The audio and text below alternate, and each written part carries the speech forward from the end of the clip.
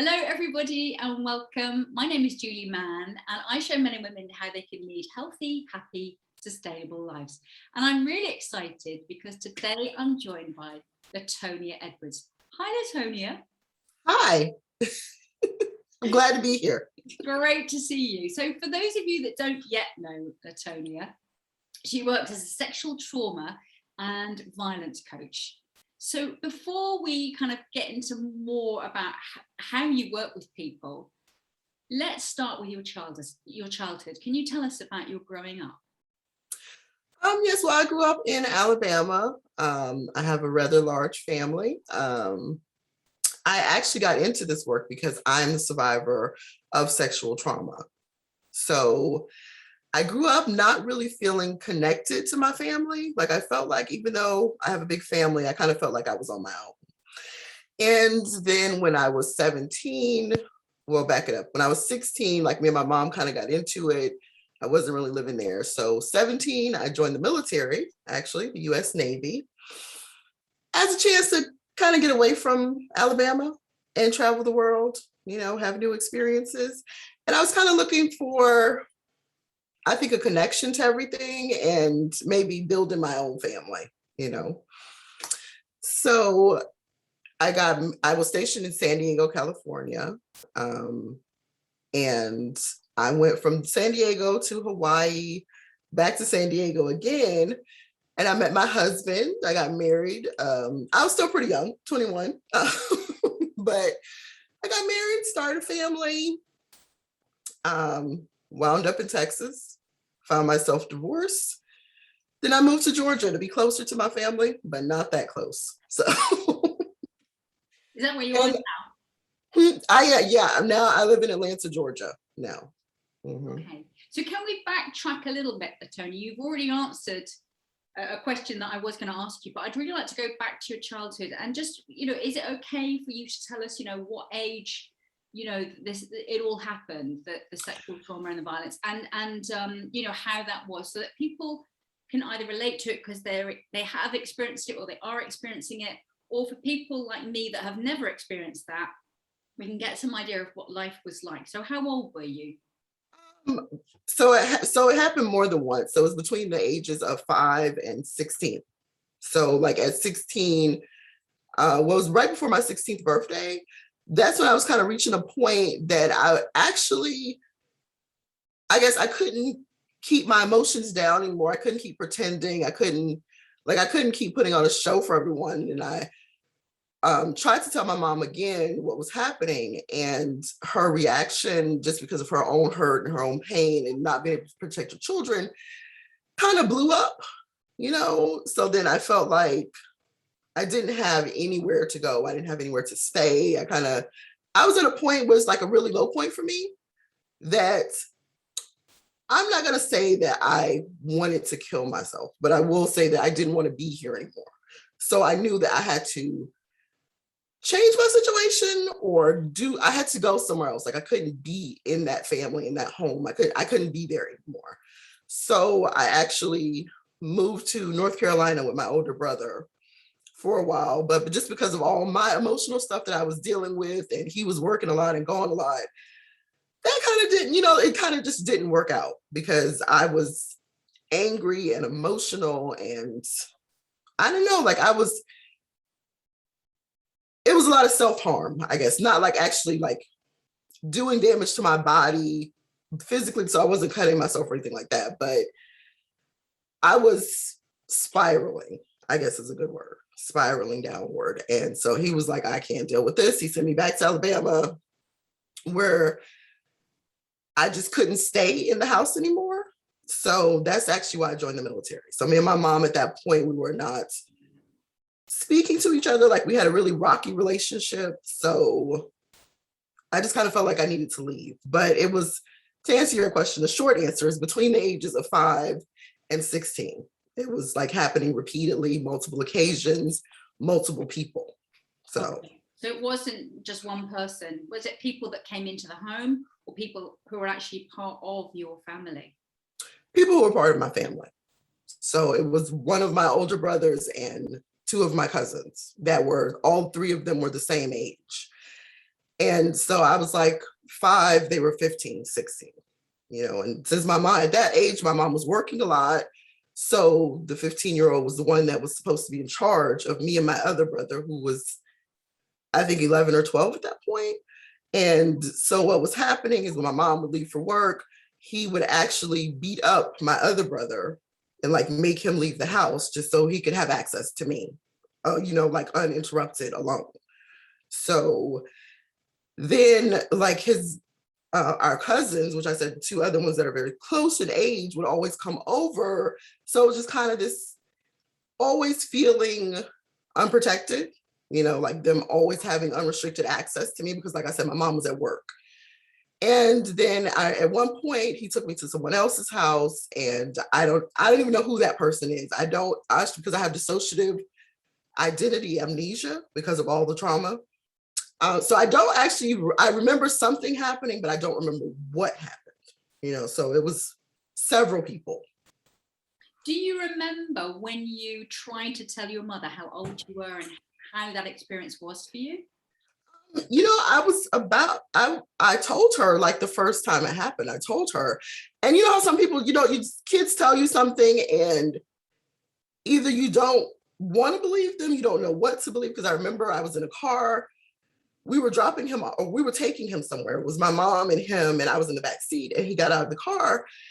And, I was like, he tried to do something to me. I didn't even know how to explain what was happening, and she turned around and looked at me and she was like, what are you talking about? And in that moment, I thought she was upset with me, So he gets back in the car and she immediately confronts him, which is the wrong thing to do in that situation. You never confront a person in front of the child, But he was like, no, she's lying. I don't know what she's talking about, et cetera, et cetera. And then he kind of turned around and looked at me, and I actually thought he was going to hit me. Like, I didn't know what was happening. So a couple of days later, he was outside, and no, I was outside. I was sitting on the porch, and he came outside, and he actually burned me with a cigarette.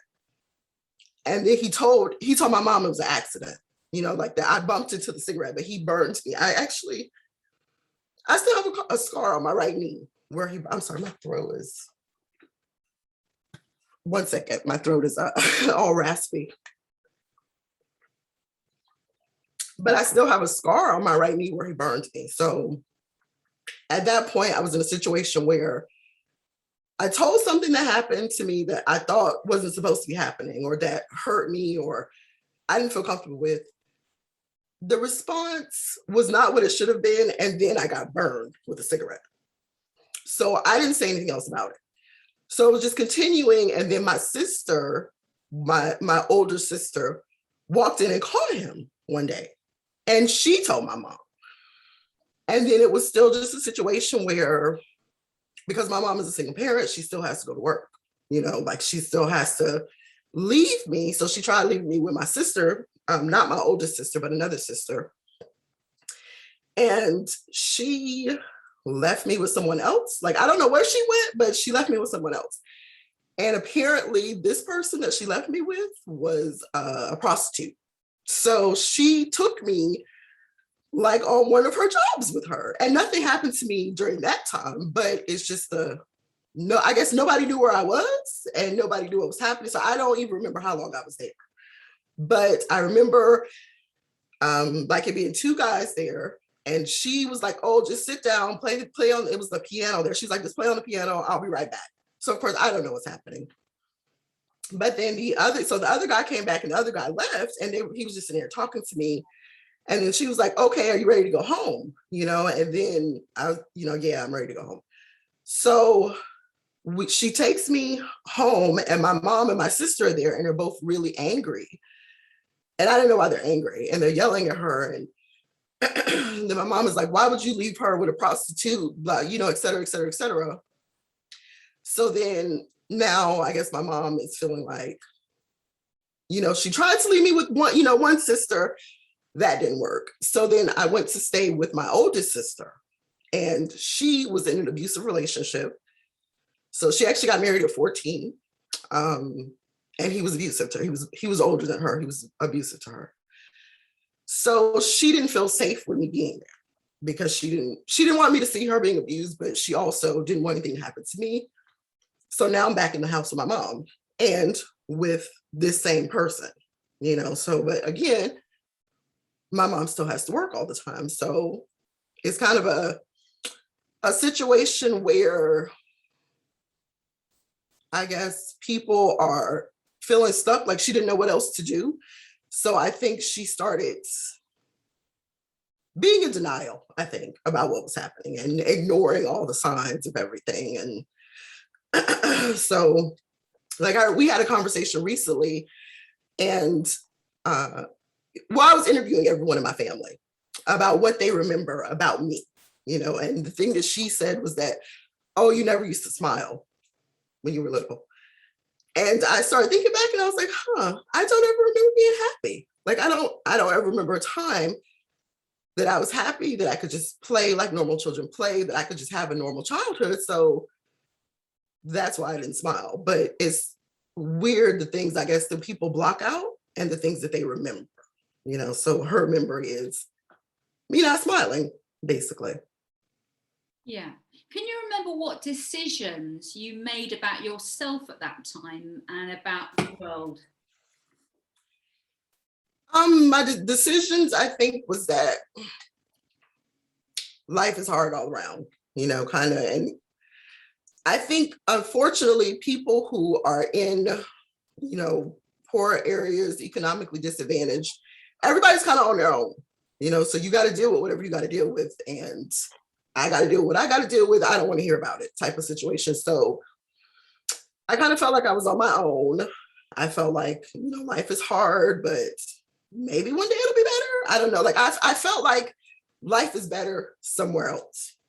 So that was the decision I made, that things are terrible here.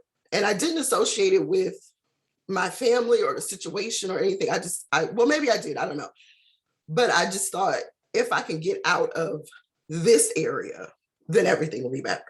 But the problem with that is that when you've gone through traumatic things and when you've experienced you take all of that with you, because trauma lives in your body, so if you don't get a chance to heal the actual situation and you go somewhere else, you're going to find different types of trouble following you. And it's just going to go from place to place to place because you still haven't healed on the inside. So even when I went to North Carolina, I still got in trouble. Like, I was constantly in trouble all the time. And I was just like, what? I didn't even do anything. Like, what? Why is it following me? And I joined the military. I was in trouble all the time. Like, I always got extra military instruction. I was always in trouble all the time. And I felt like, why is it I'm not doing anything. What is going on? But as an adult, looking back on it, I was getting into fights all the time. I was drinking to excess. Like, I was being promiscuous. It was just, I was the trouble, basically, because I had not healed my inside. So it had no choice but to follow me everywhere.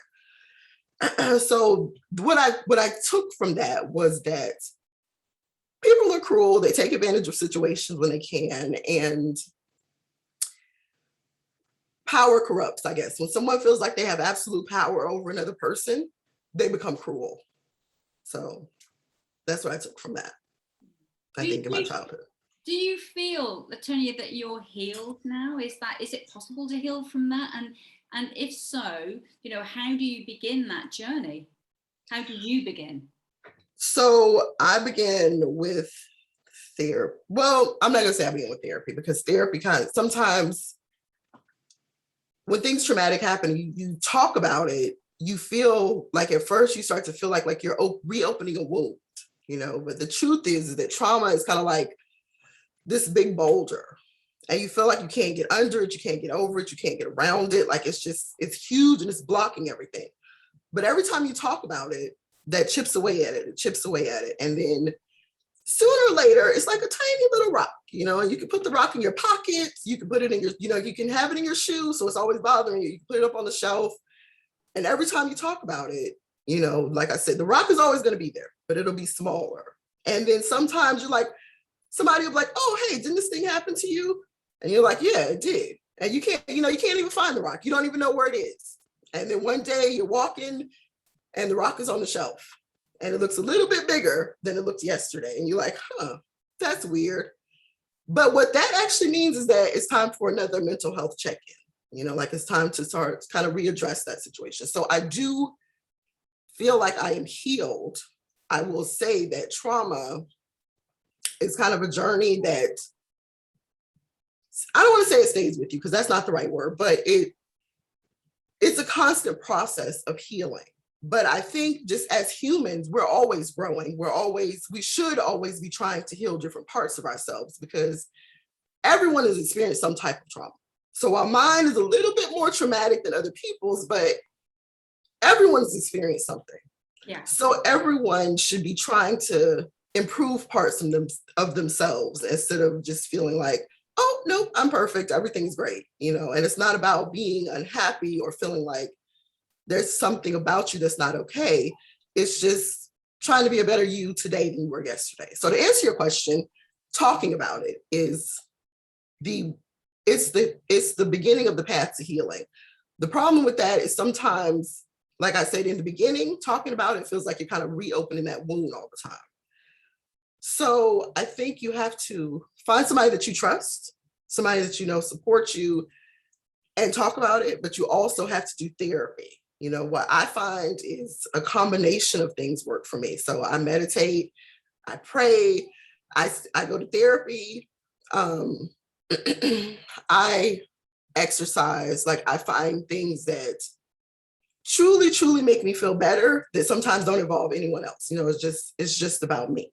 So it's a combination of things. And then there is no one fix for everyone. So I can say this thing works for me and then somebody else can try it. And they're like, what are you talking about? Like I've tried therapy over and over and over again.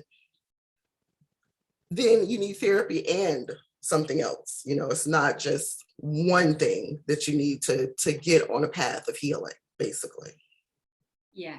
And I think that, with talking, sometimes it's about the way we talk about something. So if we talk about it like we don't have any inclination to change that, or we're talking with people who maybe are just wanting to who can't see further than us healing from that, and not kind of don't have our backs, and it's a slightly different thing, isn't it? Whereas if you're working towards letting that go because you actually know that it's really it's not good for your health, your mind health or your physical health. It is about the way we talk about it, isn't it? I'm going to say no to that. I will think because the way we talk about it affects other people, which sometimes causes them to have reactions that may cause us to withdraw. So I can say something like I can tell you a really horrible story, and then you're going to kind of not physically, but mentally, you're like, oh God, I don't want to hear this, and then that reaction kind of puts off your energy. So I can tell you don't want to hear it. Like you don't want to hear the terrible parts, but my truth is my truth, so I can't tell my truth any other way than the way it comes. And if you're telling your truth, and people are put off by it. They're like, oh no, why do you have to talk about this? Why do you keep talking about this? Why do you keep bringing it up? Then find somebody else. Like they're not the right people to tell, so if someone, if you're telling your truth and someone is bothered by it, that's their problem. It's not your problem. So I would say keep telling your truth, keep saying, because I've had clients ask me, well, what do you do? Like what happens when you're talking to your family, or you're talking about it, you're telling your truth and your family finds out, and now they're angry with you because they don't want people to know this about their family. And I think that's the problem with sexual assault, sexual harassment, with the sexual abuse, everything, is that people, it's kind of an open secret of how many people it actually affects, but people don't want to think about my family member did this, my friend or family did this, like someone that I know is capable of hurting someone else to this point. So they don't want you to talk about it because they don't want to admit a truth about themselves, So if someone is bothered by your truth, find a different group of people, like, so I honestly don't care who's angry about my truth, because either they didn't know about what was going on or they didn't care enough to stop it. So my truth is mine. It belongs to me. They can respond however they choose to, Absolutely. I think that's a really great point. So thank you so much for clarifying that. And I think that analogy of the boulder that can, on the shelf, I think that's such a great visual. Have you actually forgiven the abusers, Latonia, would you say? Or is that an ongoing process? It's about forgiving yourself. It's not about forgiving them. So you have to truly understand what forgiveness is. Because you see on TV, like, oh, I forgive you, and we're hugging and we're kissing, and oh, we're gonna go have tea tomorrow because I've forgiven you. And I was like, I don't want to ever see this person again. So how could I do that? But forgiveness is about putting this thing that you're carrying down. It's not about reconnecting with this person that hurt you. So, and I thought that, well, if I'm angry, this thing happened to me, that means I can't forgive them, but I have a right to be angry. My anger is justified. What I don't do is dwell in that anger. So yeah, this thing happened. It hurt me. It changed me, but I'm not going to let it affect the rest of my life. So I put that anger down and I say, I forgive me. And the reason I had to forgive me is because a lot of times when things happen to us, we blame ourselves. We go back over to that. Well, I should have did this. I should have did this differently. I should have just kept telling. I should have just told this person or told that person. That's the past. I did the thing that I thought was the thing that I could do in that moment. So I had to forgive myself for not doing something different. And when I forgave myself, I could put, I realized that I had been wearing my pain like it was a shield. I was afraid to put it down because then what if somebody else hurts me? What if something else happens? So I have to keep this shield in front of me. But when I put it down, I felt much lighter. So now the people who hurt me, I do forgive them. However, I don't reconnect with them. So I don't have to tell them I forgive them, but I also do not have to communicate with them anymore. I don't have to allow them in my life. I don't have to allow them to have any access to me because I choose not to keep, I choose not to associate myself with people like that. So yes, I have forgiven them. Do they know? I don't know. I don't even care, but the hardest part was forgiving myself. I was That's so powerful. And I think the key to freedom lies so much in being able to forgive. So if you were to give your younger self some wisdom looking back, what might you have, what might you say? I will say for me, the part that for me, I will say, tell someone that's not in your family, because everybody kind of has this, what happens in this house stays in this house. You don't talk about what's going on, et cetera, et cetera. So even when other people saw something was wrong with me, like my teachers or everything else, like I used to just pretend that nothing was wrong. And who knows, if I would have told the teacher, I was afraid that, okay, now I would be taken away from my family and I'm never going to see them again. So I would say, just take that chance. I don't know, and if I had something to say to a younger version of me, it wouldn't be the version of me that's being abused. It would be the version of me after I got out of the abuse. It would be that version to say, hey, talk to somebody earlier.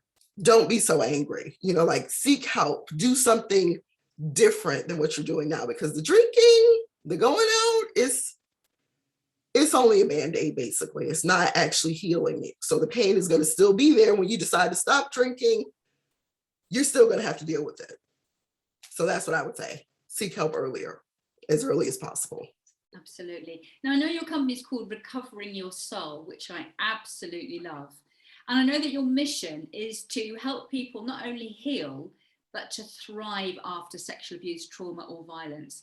And your focus is about helping survivors learn how to accept themselves and love themselves fully, isn't it? So there might be people watching, Latonia, who can't ever imagine that as a possibility, what would you say to them? I would say that accepting the fact that something happened to you does not mean that you're okay with it. You know, like, this thing happened to me. It hurt me. It made me angry, it made me sad. I feel everything I feel about it. It is not okay that it happened, but you have to admit that it actually happened, you know, in order to start healing. So acceptance is not saying that it's okay that it happened. It just means admitting to yourself that it happens, because a lot of times people live in denial. So they want to talk about everything else except for what actually happened. What is actually the core of this pain? And once you just admit to yourself, yes, it happened, but I survived it. So now I'm going to do this thing, you know. So just admitting to yourself that it happened, it doesn't mean accepting it doesn't mean that it's okay.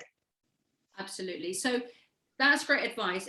Are there any other practical things that people who might be a victim of abuse right now could actually do?